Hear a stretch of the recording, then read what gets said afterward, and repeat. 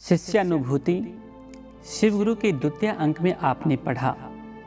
भारतीय अध्यात्म के शिवालोकन से स्पष्ट होता है कि महेश्वर शिव चिरकाल से आदि गुरु एवं गुरु पद पर अवस्थित हैं। ग्रंथों में शिव के शिष्यों प्रशिष्यों का नामोल्लेख मिलता है।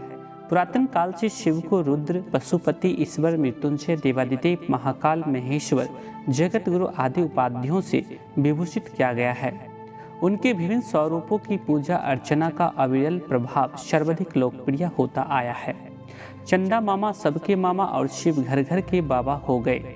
देवताओं के अधिपति, असुरों के आराध्य, योगियों के योगेश्वर, अघोरियों के अघोरेश्वर, तांत्रिकों के महाकालेश्वर, कापालिकों के कापालेश्वर, गृहस्थों के उमा महेश्वर एवं निहंगों के शमशानी शिव की बहुयामी व्यक्तित्व का लोक चेतना पर अक्षुण्ण प्रभाव है। शिव समस्त विसंगतियों में संगति की स्थापना है। हम आप यदि विश्लेषणात्मक दृष्टि डालें तो विस्मय होगा कि शिव के विभिन्न स्वरूपों को अपनी पूर्णता में प्रसिद्धि प्राप्त हुई है, किंतु सदाशिव, दक्षिणामूर्ति और पंचानन की महिमा से मंडित उनका ज्ञानदाता स्वरूप जन सामान्य में प्रतिष्ठित नहीं हुआ है। परमात्मा को शिव संबोधित किया गया है। सूक्ष्माति सूक्ष्म परम चैतन्यात्मा को ही ईश्वर, परमेश्वर, शिव, परमात्मा अथवा आत्मा आदि शब्दों से विभूषित किया गया है। निराकार या साकार शिव की महिमा में प्रयुक्त सभी उपाधियां महेश्वर पद के इंगित करती है एवं उसी का वाच्य हैं। अब आगे महेश्वर को प्रथम गुरु एवं आदि गुरु कहा गया है।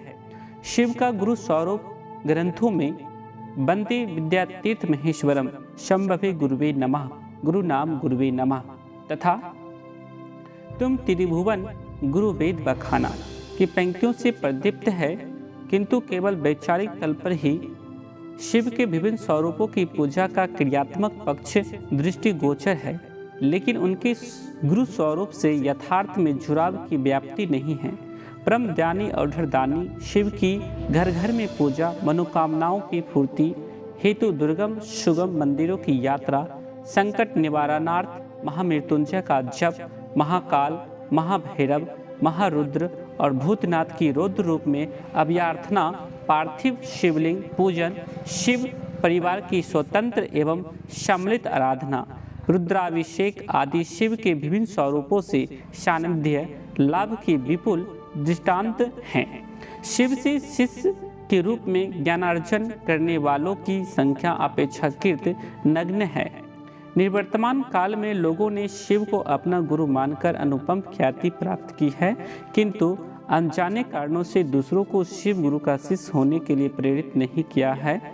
गुरु अपने शिष्यों के व्यक्तित्व के सर्वोत्तम पक्ष को उजागर करते हैं और परम चेतना से उसका ऐक्य सुनिश्चित करते हैं। महेश्वर शिव को अपने शिव के अविकसित ज्ञान के स्तर पर आकर उसे पूर्ण ज्ञान की स्थिति में ले जाना होता है। शिव रूपी ज्ञान से संजात एक सामान्य भावाचरण भी जगत के लिए अनुकरणीय प्रमाणित होता है।